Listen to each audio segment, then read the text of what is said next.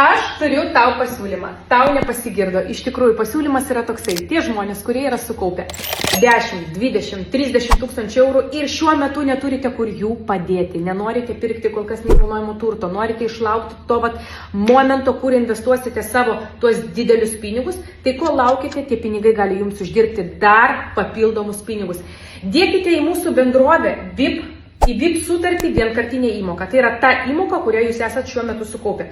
O gal ateina laikotarpis jau nuo sausio 1, kada jūs norėsite nutraukti savo antros pakopos pinigus ir kažkas yra tikrai pakaupę tenai nemažai, jūs galite tą pinigų sumą taip pat dėti į vienkartinę įmoką. Ir aš jums turiu net keletą pasiūlymų, ką su didelė pinigų suma galima padaryti.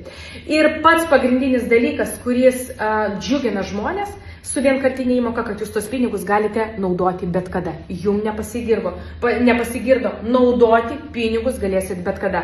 Turite sukaupę nuo 10 iki 40, 50, galbūt 100 tūkstančių eurų turite, bet šiuo metu nenorite niekur jų išleisti, jūsų šitie pinigai gali uždirbti dar jums papildomus pinigus vien todėl, kad jūs pasirašote VIP sutartį ir dedate vienkartinę įmoką ir gaunate palūkanas ir išsiemate tos pinigus bet kada.